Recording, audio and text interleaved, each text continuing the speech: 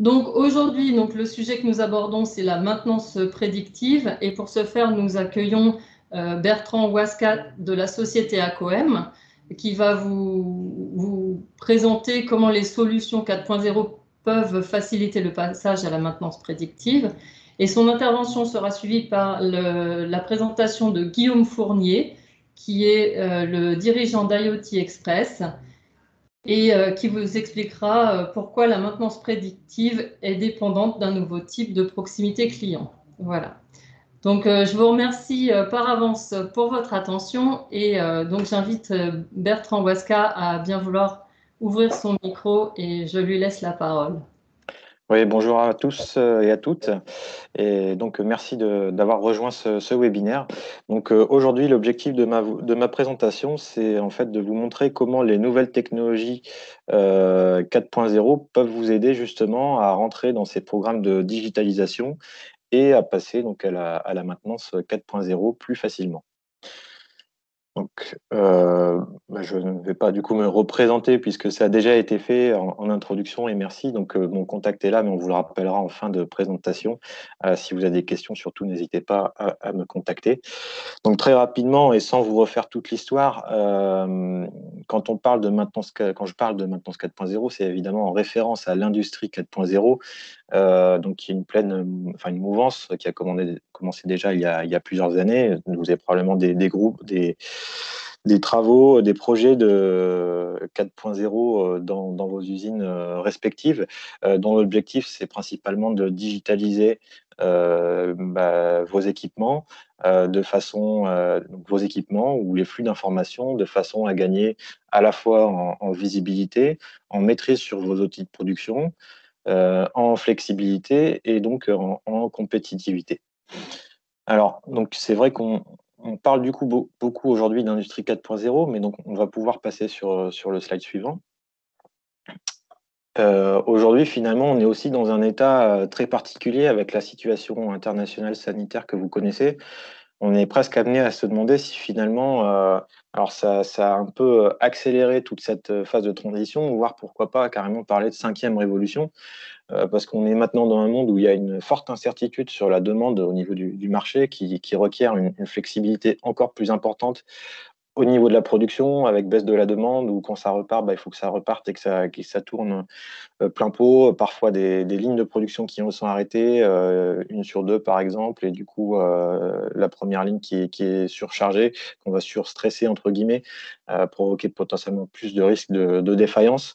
On est dans des situations avec des situations de distanciation sociale, où les intervenants externes ne peuvent pas forcément rentrer facilement sur site, où le nombre de personnes sur site présentes en même temps a été diminué, où ça peut être une personne qui démarre le matin et qui finit l'action l'après-midi ou d'un jour sur deux, etc. On est dans une en présence de carence en ressources, et où du coup on se retrouve aussi avec un changement de valeur sur les métiers qui sont essentiels, où finalement on va attacher encore beaucoup plus d'importance aux personnes finalement qui sont là présentes physiquement sur le terrain. Phénomène auquel s'accompagne de manière à mieux gérer les risques, malheureusement, des gels, des investissements de projets que vous avez pu vous-même porter et qui ne facilitent pas non plus le déploiement de nouvelles solutions. Donc, c'est bien beau tout ça, mais en fait, comment c'était avant cette crise? Finalement, on était déjà dans une situation pas si reluisante, j'allais dire, avec potentiellement des pannes imprévues qui pouvaient impacter la performance du site et donc le rendement de la production. Les mêmes pannes qui pouvaient apparaître à répétition, être en permanence à traiter des urgences pour remettre tout ça en fonctionnement, avoir beaucoup de mal à sortir la tête du guidon, à planifier correctement les actions, à dégager des actions qui permettent d'améliorer la fiabilité sur le fond. Vous étiez peut-être en présence vous rencontriez peut-être des difficultés à planifier du coup les actions de maintenance, à gérer correctement l'approvisionnement de vos pièces de rechange, etc. Vous avez peut-être des difficultés à accéder aux informations qui sont essentielles à la conduite, à la prise de décision au moment où vous en aviez besoin, parce que c'est peut-être des informations qui étaient sur le bureau d'une personne qui n'est pas forcément là au moment où vous en avez besoin, etc. Et vous aviez peut-être également pas forcément l'impression d'être staffé pour être en mesure de changer cette situation. Alors, il y a un caractère, je ne sais pas si vous avez déjà vu un peu cette comparaison. Donc là, c'est le caractère chinois qui signifie Weiji. C'est les caractères qui signifient crise en fait en chinois. Ce qui est intéressant, c'est qu'il est composé donc des deux symboles qui signifient indépendamment danger et opportunité. Et donc là où je veux en venir, c'est et finalement, et si on se servait de cette crise sanitaire plutôt pour saisir l'opportunité d'accélérer cette transformation digitale plutôt que uniquement en subir les conséquences. Donc, aujourd'hui, on a fort heureusement de nouvelles technologies qui vont nous permettre d'accélérer cette transition. Donc, il y a pour moi deux piliers sur lesquels je voulais revenir aujourd'hui. Le premier, donc on va passer sur le slide suivant. Donc, le premier pilier qui concerne en fait l'intelligence artificielle. Donc, chez ACOM, nous sommes convaincus que le but premier de l'intelligence artificielle, c'est vraiment de doter l'humain de nouvelles capacités qui vont permettre notamment de permettre d'assurer un niveau de continuité de service avec un premier niveau d'information automatique, accessible localement, accessible à tous, au personnel qui est disponible, qui est là, présent sur site, et des solutions aussi qui soient plus simples, plus accessibles, et donc qui permettent un démarrage immédiat sans avoir à suivre de phases de formation intensive ou de phases d'apprentissage extrêmement longues avant de pouvoir être exploité. Donc ça, c'est un premier volet d'amélioration. Le deuxième pilier sur lequel on peut s'appuyer grâce aux technologies 4.0, c'est la connectivité, qui là aussi va permettre d'assurer la continuité de service, notamment quand on peut travailler à distance avec des collègues, quand on doit se relayer sur certaines actions, se partager des informations, etc., de façon à fournir des solutions plus collaboratives, qui soient accessibles en permanence, dans lesquelles on puisse facilement retrouver les informations qu'on cherche, mais qui permettent aussi d'être connecté facilement à des experts du métier distants qui puissent vous appuyer dans l'aide à la décision, que ce soit sur la conduite ou sur la maintenance de vos machines. Donc des données, voilà, toujours actionnables à portée de clic, qui ne sont pas forcément perdus ni sur un rapport papier sur un bureau, ou j'allais dire pire, dans un PDF, dans l'email d'une personne bien particulière. Et également, quand on pense à la connectivité, on peut aussi penser à toutes les nouvelles solutions de déploiement sans fil qui permettent rapidement d'aller connecter des machines qui l'étaient pas, aller digitaliser des machines qui l'étaient pas, en toute simplicité. Donc, on va passer au slide suivant. Et donc là, je vais essayer du coup de relister un peu quelles sont les barrières à lever de façon à vous permettre de vraiment passer à l'étape suivante, de passer à la maintenance 4.0. Alors, en synthèse, on va passer sur voilà, merci. L'objectif étant vraiment ici de pouvoir trouver quelle serait en fait une solution qui vous permette d'accélérer cette transformation vers la maintenance 4.0. Premièrement, il faudrait qu'elle facilite la connectivité entre les utilisateurs qui sont dans les usines et les machines, leur permettre de facilement accéder aux informations, de facilement travailler ensemble sur les mêmes données. Il faudrait que ça soit une solution qui ne nécessite pas d'expertise, donc une solution qui ne nécessite pas de formation intensive, qui délivre des résultats instantanés, qui permettent de prendre des décisions vraiment au moment où on en a besoin. Donc là aussi, effectivement, d'avoir vraiment cette notion d'instantané, il faudrait que cette solution vous fournisse des résultats vraiment à la demande lorsque vous en avez besoin et pas forcément attendre plusieurs semaines ou mois avant d'être capable de tirer des conclusions d'une quelconque mesure. Point suivant, donc il faut que ça soit une solution qui soit déployable facilement, parce que là, on est vraiment effectivement, tout particulièrement avec la situation actuelle, dans une situation où il faut être très réactif, être capable, très flexible, très réactif. Il faut être capable de déployer ces solutions facilement. Et accessoirement, parce que vous êtes probablement tous concernés aussi par la situation, avec des difficultés d'investissement, de débloquer des budgets, idéalement, il faudrait que cette solution puisse être disponible sans investissement. Alors, si on rentre un peu maintenant dans le détail de chacun des points, imaginons un peu concernant la connectivité, idéalement, ça serait presque une solution qui soit un peu, entre guillemets, la messagerie instantanée de la fiabilité, c'est-à-dire vous recevez un message de votre machine qui vous dit « Ah bah attention, je crois que mes roulements commencent à fatiguer ». Et puis là, être capable de se dire effectivement, bah, par rapport à ça, qu'est-ce que je fais de cette information? Avoir l'information de manière automatique, c'est une première étape. Après, prendre des décisions sur potentiellement un arrêt pour déclencher une réparation, ou au contraire prendre une décision de ne pas faire la réparation tout de suite et d'attendre un prochain arrêt planifié. Bah,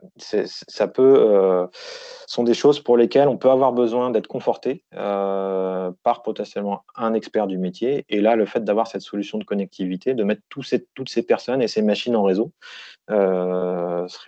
répondrait bien à ce besoin de connectivité. Donc, slide suivant.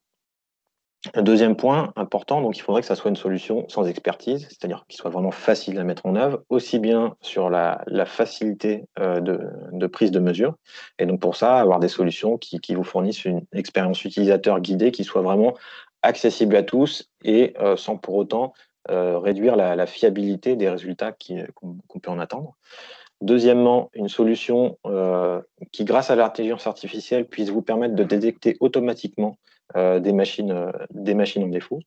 Et troisièmement, une solution qui, lorsque vous en avez besoin, vous permet de vous connecter facilement à un expert du métier, par exemple, idéalement qui soit certifié catégorie 3 en analyse vibratoire pour vous assister dans vos décisions.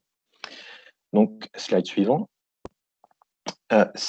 Idéalement, ça serait donc une solution qui vous donne les informations dont vous avez besoin quand vous en avez besoin. Donc, typiquement, grâce à l'intelligence artificielle, si on a un premier niveau d'information automatique, donc ce sont des résultats qui pourraient être disponibles de manière instantanée et illimitée. Si vous avez possibilité de solliciter de manière très simple un expert à la demande, là aussi, vous souhaiteriez récupérer des retours instantanés alors quand je dis instantané, c'est par exemple dans la journée ou dans les 8 heures ouvrées, parce que, par exemple, vous avez trouvé un problème, vous avez un arrêt prévu la semaine qui arrive, pas forcément prévu de réaliser des actions sur cette machine-là précisément. Vous avez besoin d'un conseil pour qu'on vous dise bah, c'est mieux de le faire tout de suite, ou est-ce que, par exemple, ça peut attendre le prochain qui est prévu dans plusieurs semaines. Donc, slide suivant. Donc, idéalement, ça serait aussi une solution sans contrainte informatique. Là aussi, vous avez tous connu probablement des projets de déploiement logiciel. On sait qu'il y a des barrières au niveau cybersécurité, des contraintes liées aux matrices déployées dans vos entreprises. Donc, idéalement, ça serait une solution qui permette un accès sans logiciel PC depuis n'importe quel support. Aujourd'hui, on est tous dans des réunions, en déplacement, on souhaite accéder aux informations depuis son mobile, depuis son ordinateur portable. Donc ensuite, idéalement, ça serait une solution qui vous fournisse quand même, qui vous garantisse un niveau de sécurité pour vos données, tout en vous permettant d'être connecté à des experts distants de manière très performante. Et enfin, donc une solution qui puisse être déployée très facilement, là aussi, pour vous affranchir des contraintes informatiques, par exemple au travers de solutions sans fil ou de solutions de systèmes plus conventionnels câblés, mais qui là aussi sont connectés en sans fil, par exemple via des connexions 4G sécurisées. Et donc, slide suivant. Et enfin, du coup, idéalement, ça serait des solutions sans investissement, c'est-à-dire qui ne toucheraient pas à votre budget d'investissement et qui, idéalement, donc pour quelques centaines d'euros par mois, pourraient vous permettre de démarrer un programme de maintenance 4.0 Et comme il n'y a pas d'investissement et que c'est uniquement sur de la mensualité, ça aurait l'avantage, parce que c'est souvent quelque chose qui vous est demandé au niveau du management pour obtenir des budgets d'investissement pour pouvoir déployer des projets, c'est de faire une démonstration du ROI, donc du retour sur investissement, pour obtenir ce budget. Là, en fait, vous ne sortez pas de budget d'investissement, vous êtes vraiment sur de l'OPEX. Et donc, le ROI est immédiat, puisque l'idée, c'est que dès les premières mesures, vous puissiez être capable de mesurer les bénéfices que vous arrivez à tirer d'un programme de maintenance 4.0. Donc, slide suivant. Et justement, du coup, on en arrive un peu à la conclusion. C'est au final, en ayant échangé avec nos clients papetiers, donc AQM aujourd'hui a une forte présence en France dans l'industrie papetière. Nous avons récemment déployé une nouvelle offre AQM Advisor qui s'appuie principalement à la fois sur des solutions d'intelligence artificielle qui ont été développées chez AQM et qui sont dans les mains de nombreux clients industriels, différentes industries, et sur les solutions à jour en termes de connectivité, qu'on a lancé donc une nouvelle offre AQM Advisor qui vous fournit un service de diagnostic à distance qui remplit un peu tous les critères qu'on vient de lister, c'est-à-dire si on peut les passer rapidement. Donc voilà, donc il n'y a pas d'expertise requise. Il n'y a pas non plus d'investissement requis puisqu'on est vraiment sur des mensualités, donc sur de l'OPEX. Il n'y a pas d'intégration informatique requise, donc pas de logiciel PC, des solutions sans fil connectables facilement. Ce sont des informations qui se veulent donc exploitables immédiatement par les utilisateurs, que ce soit via l'IA ou via le retour d'un expert du domaine. Donc une mensualité opérationnelle faible, on parle vraiment de quelques centaines d'euros par mois, et donc un ROI rapide. C'est-à-dire qu'en ayant balayé un peu avec nos clients quels étaient les points de blocage qui les empêchaient aujourd'hui de vraiment passer à l'étape suivante, passer à la maintenance 4.0, c'est en échangeant avec ces clients qu'on a conçu cette nouvelle offre pour vous permettre un démarrage immédiat, c'est-à-dire vous décidez de démarrer la maintenance 4.0, vous pouvez attaquer dès demain. Et donc pour ça, on a différents packages qui sont disponibles pour mieux coller à vos besoins.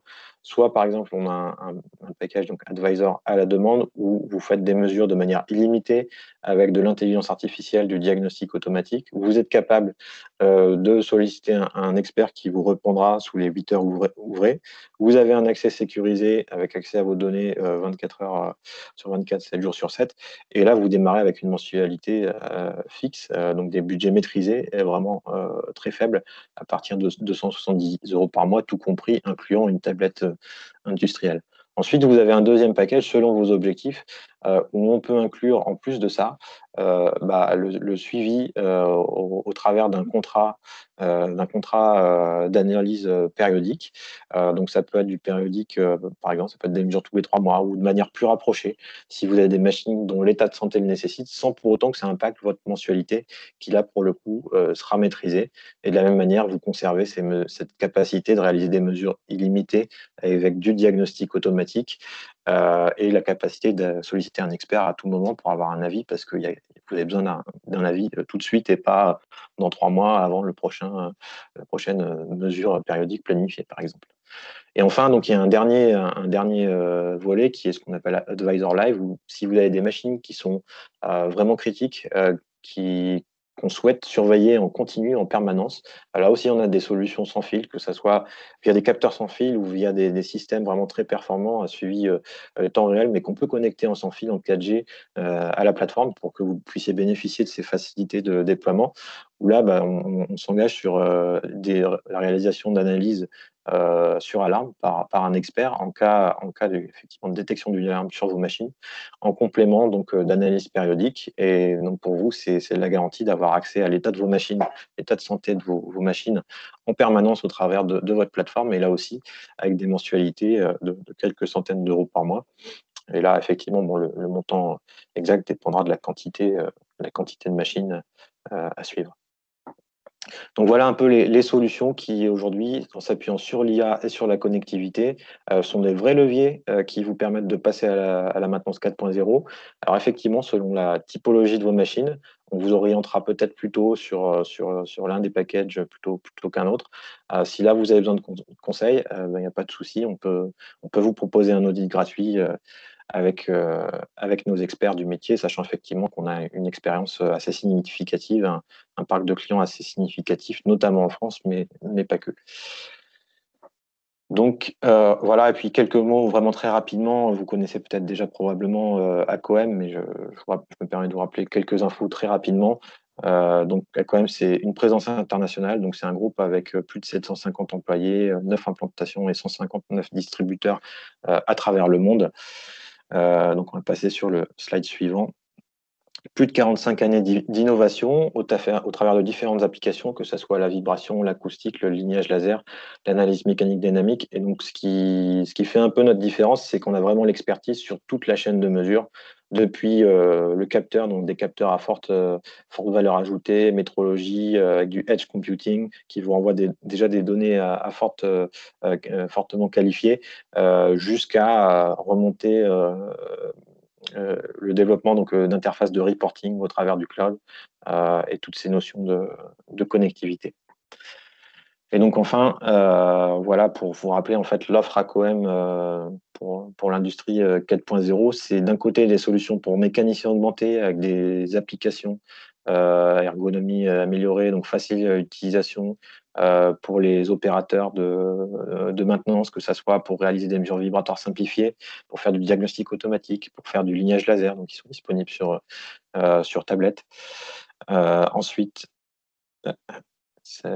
des solutions pour machines connectées, donc là avec des systèmes, voilà, des solutions plug and play comme on l'a évoqué, qui peuvent être connectées au travers par exemple de connexions 4G sécurisées avec des capteurs sans fil ou des systèmes là aussi connectés en sans fil vers votre plateforme cloud pour des surveillances performance des machines les plus complexes et comme illustré donc au travers de cette présentation, la possibilité d'avoir des services sur mesure à distance et vraiment selon votre besoin, quoi, au besoin. Ça peut être vraiment du entre guillemets one shot à la demande ou des contrats jusqu'à des contrats d'engagement sur performance. On peut aller jusque-là. Donc voilà l'ensemble de l'offre ACOM. Et en fait, c'est en combinant finalement ces trois éléments qu'on est parvenu à vous proposer donc cette nouvelle offre Advisor comme qui se veut être un véritable accélérateur vous permettant de passer à l'étape suivante au niveau de la digitalisation de vos usines. Voilà, donc je vous remercie pour votre attention. Alors les questions, du coup, ça sera plutôt en fin de présentation. Vous pouvez également les poser au travers du chat et donc j'en profite pour passer la main à notre présentateur suivant. Merci à tous. Bonjour, est-ce que tout le monde m'entend correctement?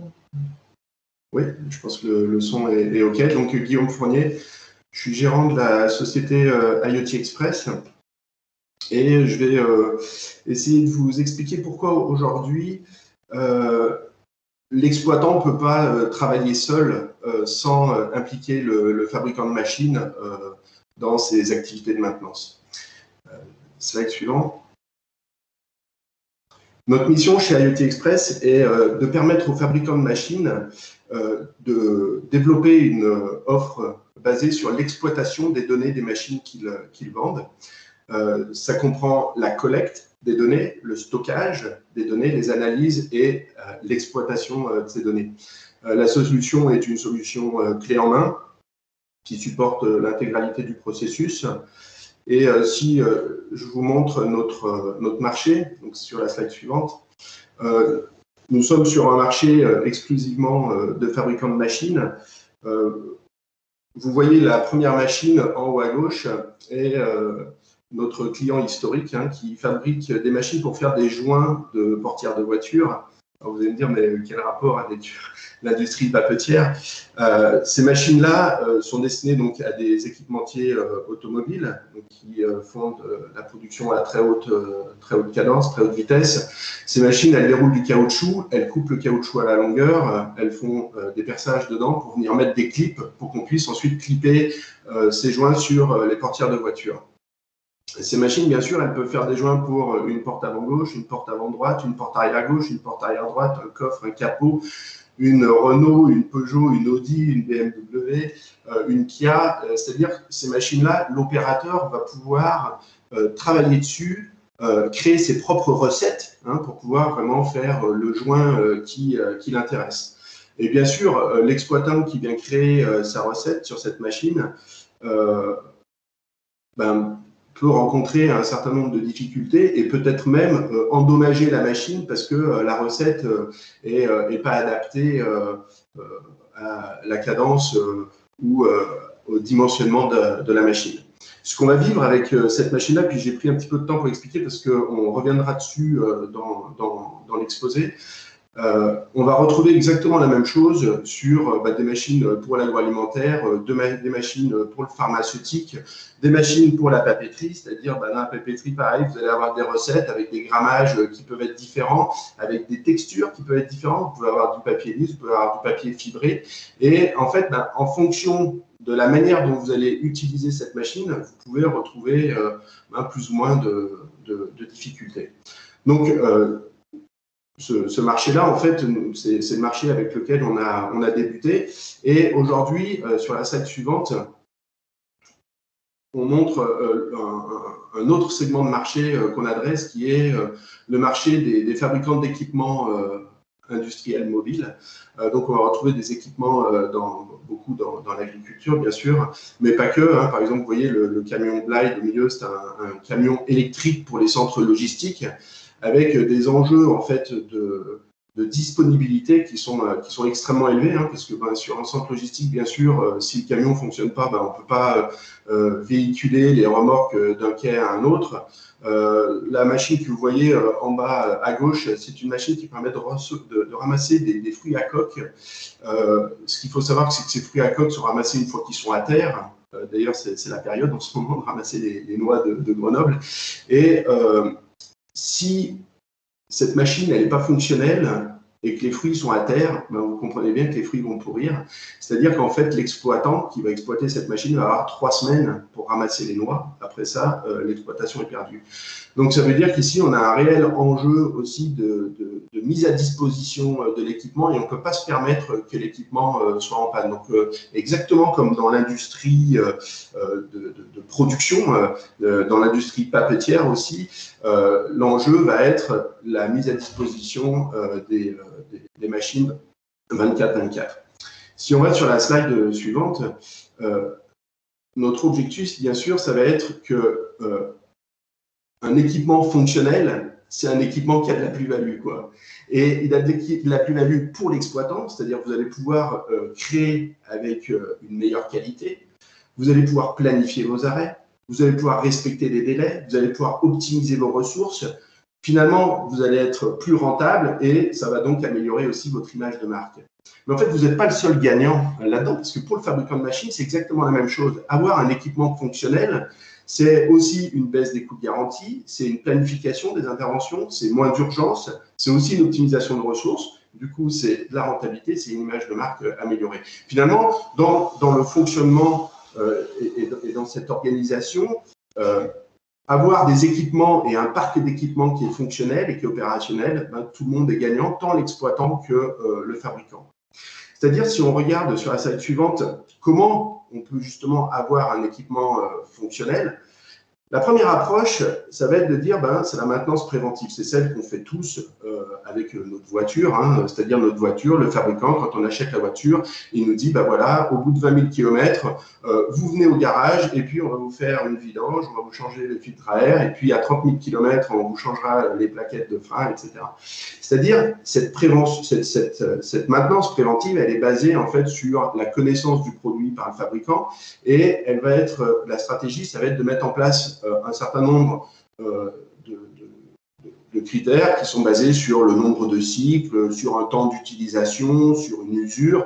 Et là, on va dire, voilà, par prévention, au bout de 200 000 cycles, on va venir changer une courroie parce que on sait qu'elle risque de casser. Mais si on ajoute la dimension comportementale, c'est-à-dire la manière dont on va utiliser l'équipement, là, on va commencer à rentrer dans ce qu'on appelle la maintenance prédictive. C'est-à-dire que si votre voiture, sur l'autoroute, vous allez peut-être moins utiliser les plaquettes de frein que si vous utilisez votre voiture en ville. Et donc, là, on va pouvoir déjà intégrer le comportement d'utilisation du produit pour dire, attention, on voit que vous faites beaucoup de conduite en ville. Donc, peut-être c'est pas à 20 000 qu'il faudra faire la première révision, c'est peut-être à 15 000. Et puis, peut-être qu'il faudra aussi prévoir un changement des plaquettes parce que on a remarqué une conduite relativement sportive. Et donc, si vous voulez garder votre véhicule en bon fonctionnement et en bonne sécurité, il faut faire cette maintenance. Donc ça, on est vraiment sur la différence des deux. La différence entre le préventif, c'est ce que recommande le fabricant. Le prédictif, c'est en fonction du comportement de la machine, on va s'apercevoir que finalement, le préventif, il peut être peut-être amélioré, c'est-à-dire on peut améliorer ça. Et pour faire ça, on va s'appuyer sur une stratégie d'analyse du fonctionnement, des réglages et comprendre les déviances qu'on va trouver. Donc, bien sûr, pour avoir un fonctionnement, un équipement fonctionnel, l'idéal, c'est d'anticiper les problèmes pour pas les avoir. Et finalement, ces deux stratégies de maintenance, que ce soit le préventif ou le prédictif, ça va bien sûr être l'anticipation de ces problèmes. Donc, je vais revenir sur cette fameuse machine qui fait les joints de portière de voiture. Donc, notre client Conceptromec fabrique une quarantaine de machines par année et puis il vend ces machines dans le monde entier. Donc, ça peut être en Amérique, en Asie, en Europe. Et puis, un jour, il est en Corée chez son client qui lui a acheté une cinquantaine de machines. Et puis, il marche dans l'usine et puis il passe devant une machine en particulier et puis le client dit à Stéphane, qui est le patron de cette société, « Écoute Stéphane, je ne comprends pas, cette machine, la machine numéro 7, elle marche moins bien que les autres. Pourquoi ?»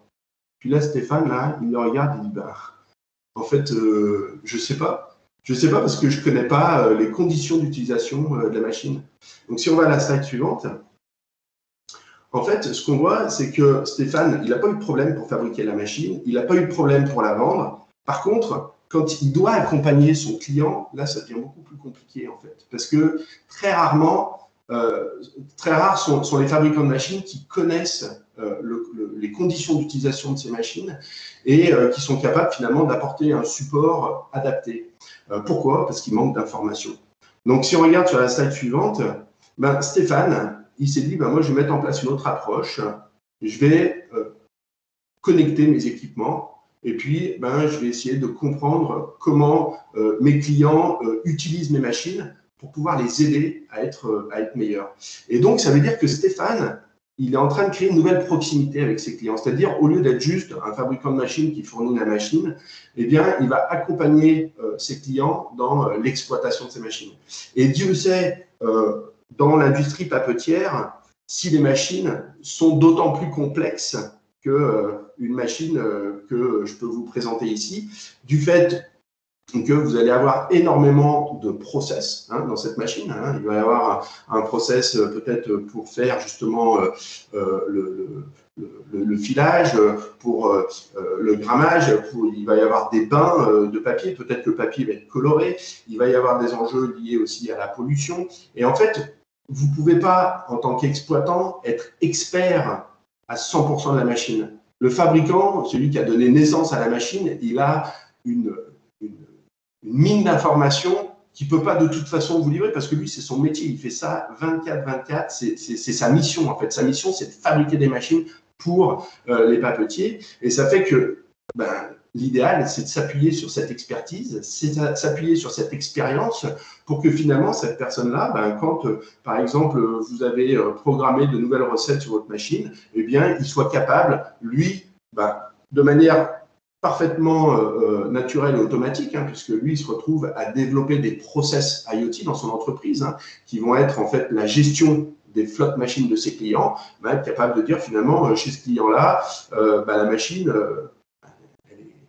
elle ne fonctionne pas très bien. Chez ce client-là, elle ne fonctionne pas du tout, quoi. Chez celle-ci, on a un 98% de qualité, par exemple. Celle-ci, en termes de performance, on est plutôt bas, donc on a un TRS qui est un peu moins bon. Et en fait, lui a énormément de choses à vous apprendre. Et finalement, si on regarde sur la slide suivante, ce qu'on va pouvoir récupérer, là, vous voyez, c'est sur cette machine, en fait, ce qu'on récupère, c'est la longueur du joint qui est créé par la machine. Et en fait, c'est assez intéressant ici parce qu'on voit entre les deux lignes rouges la tolérance permise sur la découpe du joint. Donc, on pourrait très bien imaginer qu'on parle de tolérance par rapport au grammage de la feuille de papier.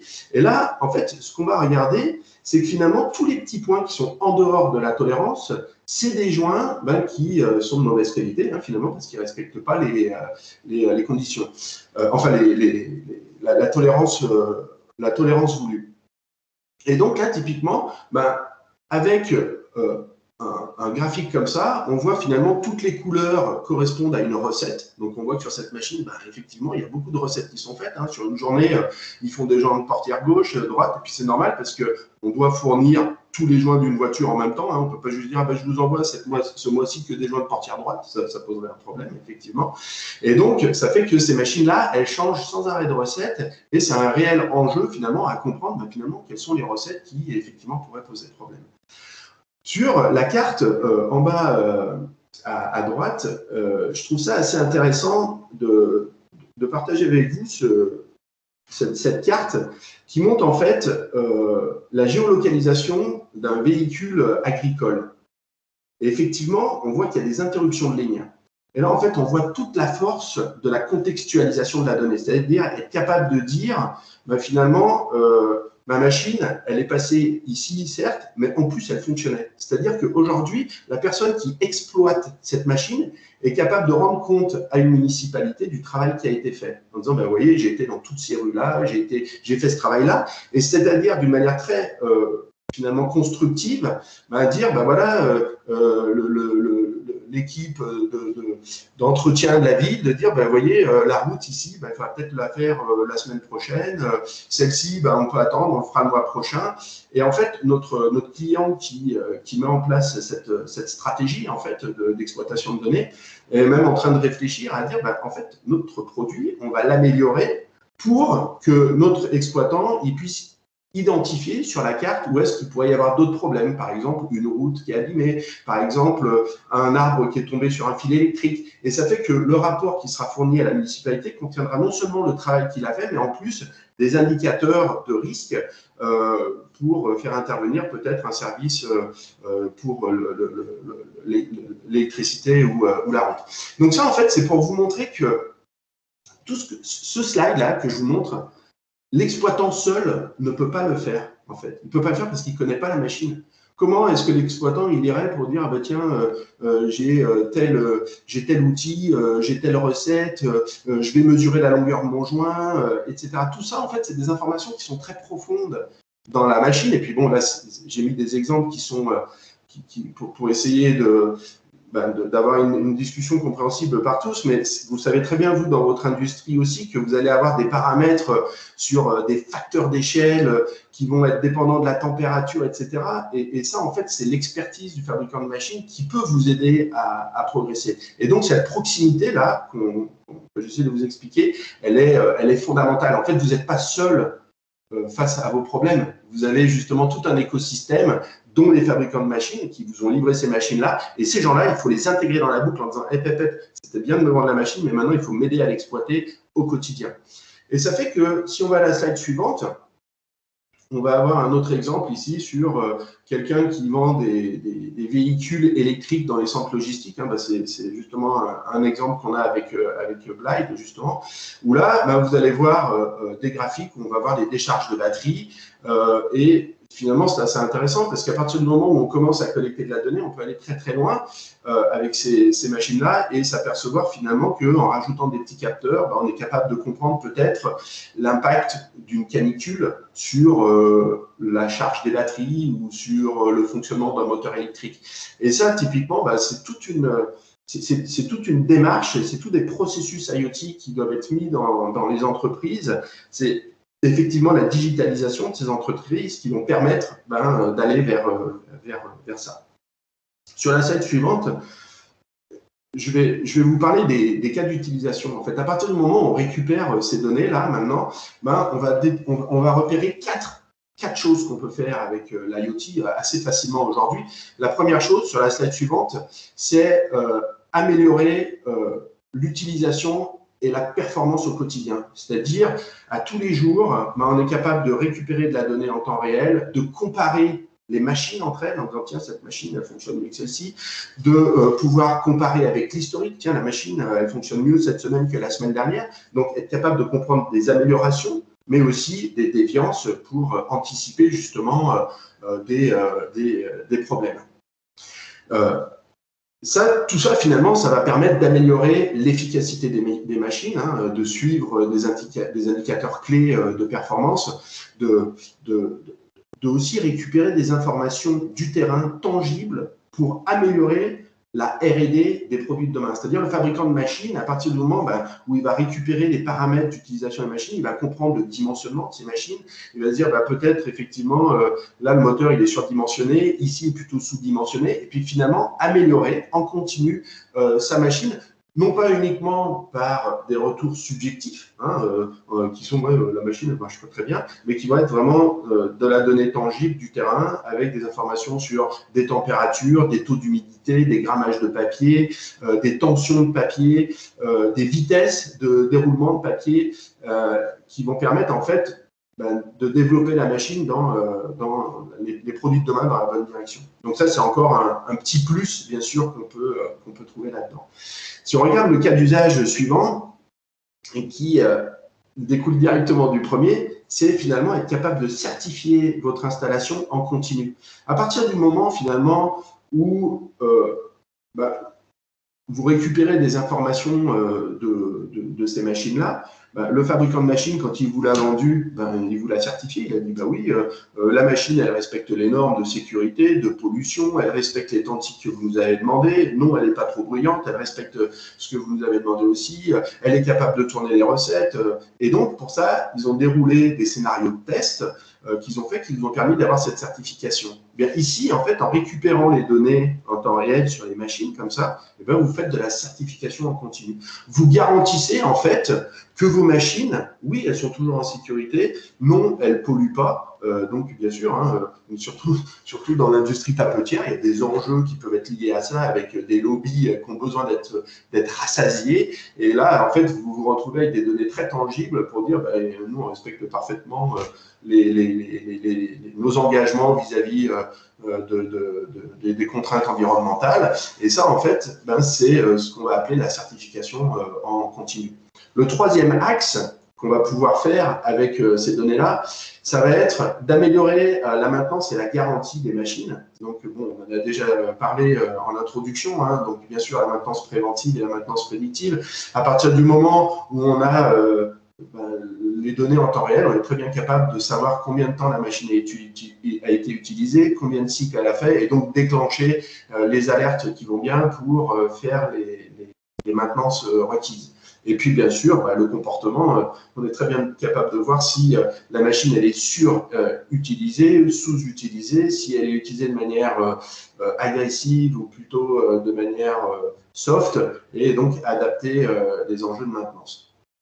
Et le quatrième axe qu'on va retrouver, et puis c'est, je vous dirais, le dernier, hein, le dernier, c'est la possibilité en fait de créer une vraie collaboration avec l'exploitant et le fabricant de machines grâce à cette nouvelle proximité qui va permettre en fait de s'engager sur des niveaux de performance des équipements industriels, c'est-à-dire on ne sera plus sur des modèles de CAPEX où on dit voilà, on va vous vendre la machine 3 à 4 millions et puis après vous vous débrouillez avec. Non, en fait, ça va être de dire, oui, on va vous vendre la machine d'un certain montant et puis nous, on va vous accompagner parce qu'en fait, on sait que la machine qu'on nous a fait est de bonne qualité, on va vous accompagner dans l'exploitation et vous tirer encore un meilleur profit de votre machine. Donc, c'est d'être allé vers des modèles de service à l'usage qui permettent de dire, effectivement, aujourd'hui, qui sait, peut-être demain, la maintenance de vos machines, elle sera complètement sous-traitée. Aujourd'hui, en fait, vous avez un service maintenance. Votre service maintenance, il fait du mieux qu'il peut, il connaît les équipements du mieux qu'il peut, il est certainement très compétent. Il a énormément de connaissances sur votre parc machine. Le seul petit problème, c'est que le jour où vous avez la personne qui a toute la connaissance, toute l'expérience, qui n'est plus dans l'entreprise, mais en fait, vous êtes retour à la case départ, quoi. Vous êtes là en disant, bon, ben voilà, il faut tout réapprendre, comment la machine, etc. Et en fait, il y a une personne ici, là, qui est capable de vous accompagner là-dedans, et sur la durée, c'est le fabricant de machine. Donc, en fait, effectivement, vous pouvez avoir peur, vous dire, ouais, mais attendez, si le fabricant de machine, il veut avoir accès à ces informations, il va falloir que je lui donne accès aux data, mais moi, c'est mes data, j'ai pas envie que… Mais en fait, c'est toute une question de valeur. Quelle est la valeur que votre fabricant de machine est capable de vous donner en retour? S'il n'est pas capable de vous donner de valeur, effectivement, il ne faut pas lui donner accès aux données. Par contre, s'il vous permet d'améliorer votre qualité, s'il vous permet d'être plus performant, ben, oui, c'est urgent de lui donner accès aux données. S'il vous permet en fait d'améliorer votre stratégie de maintenance, c'est-à-dire au lieu d'avoir des experts sur toutes les machines, dans tous les domaines, vous vous retrouvez uniquement avec une maintenance haut niveau qui vous permet d'orchestrer finalement des sous-traitants de maintenance qui sont en fait les fabricants de machines, quoi. Et aujourd'hui, bah, c'est des stratégies qui effectivement sont possibles grâce à la digitalisation. On comprend bien qu'un fabricant de machines, il ne peut pas faire le tour du monde sans arrêt pour aller réparer les machines de tout un chacun. Donc, à lui de développer un réseau de support, à lui de développer des outils qui vont permettre de faire du diagnostic à distance, à lui de mettre en place des processus IoT qui vont permettre de supporter en fait votre exploitation de machines. Donc, sur la slide suivante, c'est ça, mise en situation. Donc, on a notre Stéphane qui a des difficultés de supporter son client parce qu'il lui manque des informations. Et avec cette nouvelle proximité, aujourd'hui, Stéphane, il est capable non seulement de supporter son client au quotidien, mais quand il livre une machine, il sait exactement comment elle est utilisée, il sait exactement si il y a des enjeux ou pas. Et juste pour vous donner un petit exemple, il n'y a pas très longtemps, il a livré 3-4 machines et puis la qualité était vraiment désastreuse. Là, il était à 50% de qualité et puis c'était vraiment un enjeu. Et puis lui, il le voyait là, il voyait que la qualité, elle descendait. Puis il voyait aussi que les gens, ils avaient enlevé les capteurs de sécurité, quoi. C'est-à-dire, en fait, pour aller chercher plus de performance et tout, ils avaient débridé la machine, enlevé les capteurs de sécurité, et ça fait qu'aujourd'hui, effectivement, la machine, en termes de performance, elle était largement au-delà des objectifs de temps de cycle. Par contre, en termes de qualité, c'était la catastrophe, quoi. Et ça, voilà, si il n'a pas accès à cette information, qu'est-ce qu'il est obligé de faire? Il est obligé de se déplacer, il est obligé d'aller là-bas, il est obligé de parler au téléphone en disant « mais je ne comprends pas, mais pourquoi, mais comment ça se fait? C'est bizarre, normalement on a ce capteur qui devrait empêcher de faire ça. » Mais en fait, il a été désactivé, le capteur, là. Donc, en fait, c'est juste pour montrer que le fabricant de machines, lui, c'est quand même un expert dans son domaine, et puis c'est une personne qui est intéressante d'impliquer dans votre processus d'exploitation au quotidien, quoi, grâce finalement à cette technologie de digitalisation. Un autre enjeu aussi, pour rebondir sur ce qui était dit dans la présentation précédente par rapport au Covid, Stéphane, il est canadien. Et puis en fait, il a beaucoup de machines en Chine. Et puis en fait, les Chinois, ils ont été confinés, mais ils n'ont pas été confinés en même temps que les Canadiens. Donc Stéphane, lui, il pouvait prendre l'avion, il n'y avait pas de problème. Mais les Chinois, ils étaient bloqués chez eux, ils ne pouvaient pas bouger. Et puis c'est arrivé autour du Canada, où eux, ils se sont trouvés confinés à leur tour. Ils ne pouvaient pas bouger, ils ne pouvaient pas prendre l'avion, ils ne pouvaient pas se déplacer. Et puis les Chinois, eux, ça y est, ils étaient repartis là. Ils voulaient que les machines, elles fonctionnent à plein pot. Et donc, ils étaient là en disant, là, aidez-nous, comment on fait? Ah oui, on ne peut pas prendre l'avion, on ne peut pas se déplacer, comment on fait, quoi? Alors, bien sûr, il y a la possibilité de prendre la main à distance sur les machines, etc. Mais toujours est-il que sur les contextes d'utilisation et le monitoring, voilà, c'est un peu… les nouvelles technologies permettent justement d'avoir une gestion de parc et un accompagnement et la création d'une nouvelle proximité avec les exploitants. Et c'est vraiment cette nouvelle stratégie, cette nouvelle manière de travailler que nous, on essaye de promouvoir avec notre solution IoT Express. Je pense que ça fait pas mal le tour de ce que je voulais partager avec vous. Si vous avez des questions, merci pour votre attention. Merci beaucoup à nos intervenants pour la qualité de leur présentation.